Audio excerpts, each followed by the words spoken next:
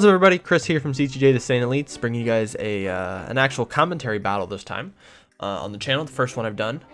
I wanted to add a little commentary to some of these online battles that we were doing. Think it would be a little more informative and entertaining as well. So this was from a match that me and my teammate here, Thomas, the Dark Legend, we had on we do tournaments every Sunday, try to get a bunch of us together and just play. No real prize really at the moment, just kind of want to play and play test and just keep warm, as they say, whenever the season starts up again. And Thomas was playing his patented blue-yellow Zamasu deck that he really likes, and I think this was a little different. I think he was running green in this deck. Can't actually remember at the time. And I am playing a very super aggro Demigra variant, which involves using the Universe 3 cards that came out of the Draft Box 5. So the big part of this deck is using the card you see in my hand there on the left, the Demonic Overload, I believe it's what it's called. It's a Demigra card where you tap 2 energy, you burst 2, and you basically pitch this card. You take 1 to 2 cards from your life, add it to your hand, and then you pull out a not Demigra, a 3-drop Gravy and a 2-drop Poutine from your deck, and you play it. And the Poutine allows you to search out a Demigra that's 4 or less and add it to your hand. So you basically get to search out the same card that you used, which is extremely big value. But the whole idea of this deck is so you can basically, you want to have multiple swings in a turn. So you see there, bursted, gonna draw a card, and no, that was on my defensive step. Yeah, so I played that out, put a Gravy in my energy, put the 4-drop Universe 3 robot, and then you're gonna see here, activate the ability. I don't know what I was doing there. I think I'll find out here in a second. I think I accidentally pulled out the 3-drop because I was looking at the 3-drop. Feel like that was really dumb. But yeah, so what you do is basically you pull out the there. So I just realized, I'm like, oh wait, I pulled the wrong card. So you pull out a Poutine, which I have there, and the Gravy, and then the Gravy allows me to pull out that same exact Demigra card that I used and add it to my hand. So basically get to recycle that card, so I'm not losing anything. So then I take 2 life, and now I have a whole hand again, and I'm going to start to swing at his leader. In this format currently, aggro is extremely oppressive. This deck in particularly is extremely oppressive. I think it's this and Gohan are probably the 2 fastest decks in the game. Black Boo is generally a turn 3 monster, where if you get the turn 3, you can kind of open up on somebody and you can probably beat them turn 3. Gohan and Demigra are both really oppressive from turn 2 on, so they're a little bit faster than Black Boo. Demigra takes a little more setup, because the whole point with this is you use the Poutine and you use the Gravy to swing, and then you use the Universe cards, as you're going to see here. I'm going to combo with the Universe 2, which the Universe 3 card, the 2-drop Universe 3 card. And the whole idea around these Universe 3 cards is you can activate their main or their battle from the drop, and you can play them out by warping that same energy drop from your battle area.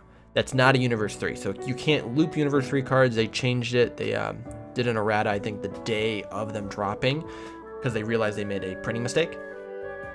And this way you cannot continue to loop the same cards over and over again.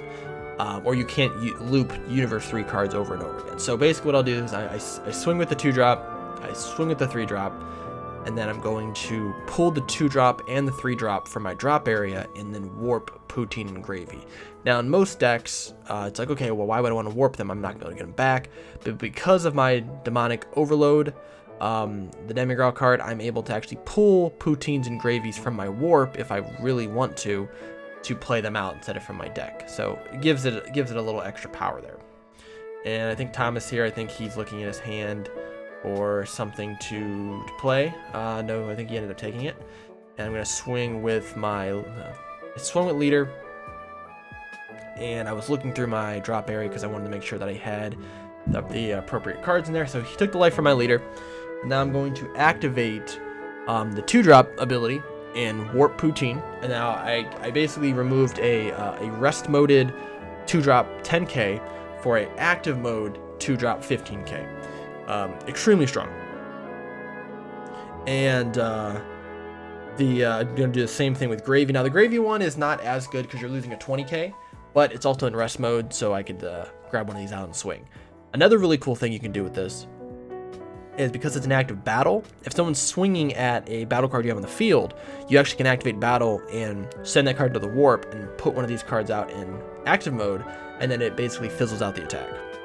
So we used Turles' effect, which is another really extremely good card. You could play it out, and you could play it out for free if you have two black battle cards in your drop area that are between the drop of 3 and 7, the energy drop of 3 and 7, and you put those 2 cards back into your deck, and you play this card out.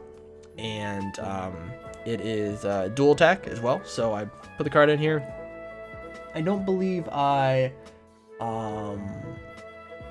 did. I used his active battle to drop a Poutine from my hand to gain 5k, so he's a 15k dual attack. So I'm swinging at him.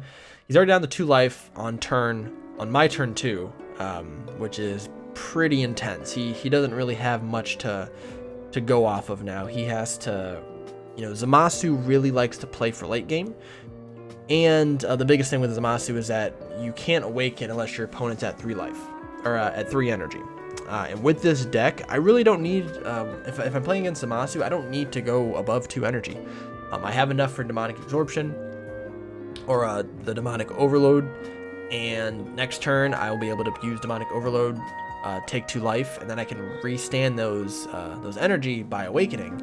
So I really don't have to have more than 2 energy against Zamasu. Now obviously against other decks you're going to want them because there's a lot of cards in this deck that revolve around having multiple energy. I think I run the Demigra SCR in this deck as well. So very good. So we see he is playing out a 2-drop blocker for free because he has a Goku Black in play, which is leader counts. At least on this side. I know on the Awakened side it doesn't count as a Goku Black. So, so he swings, drew a card, and just waiting for him to combo. Leaders that swing and have to search take a little bit of time. It's really annoying.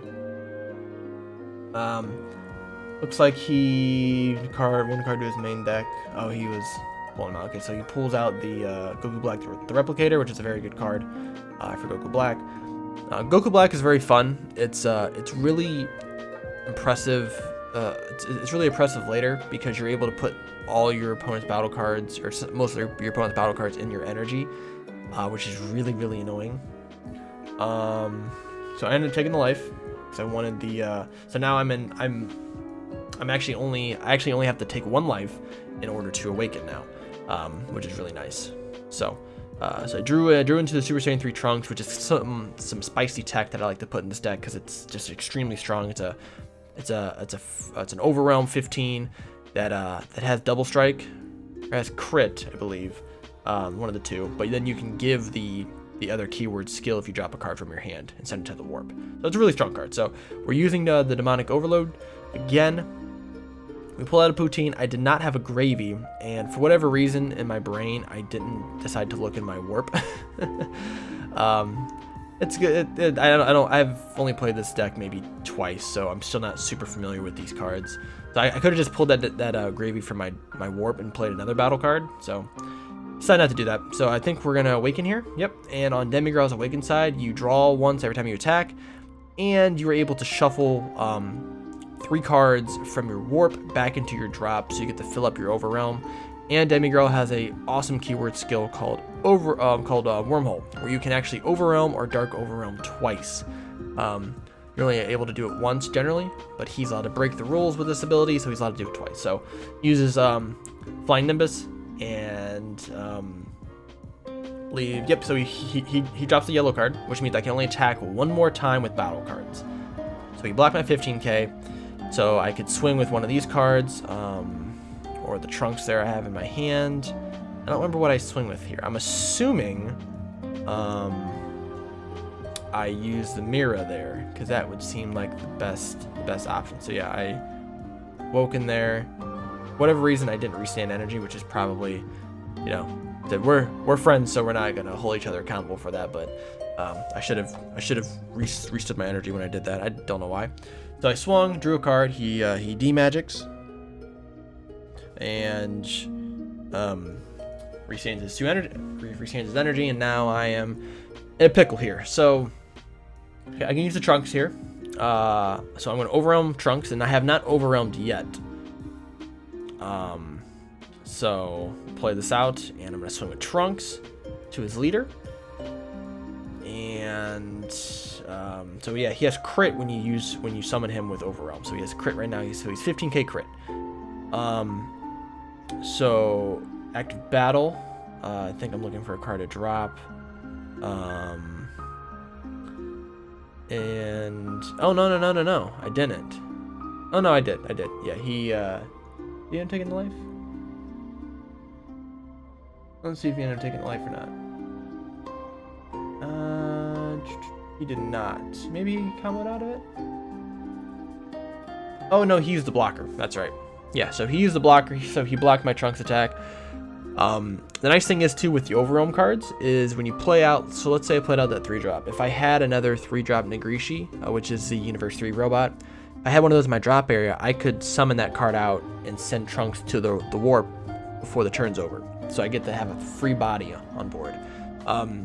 The Universe 3 stuff is extremely strong. There's swap cards for the 2-drop, the 3-drop, the 4-drop, and the 5-drop. The 4-drop you see there in my energy, that's a 20k crit.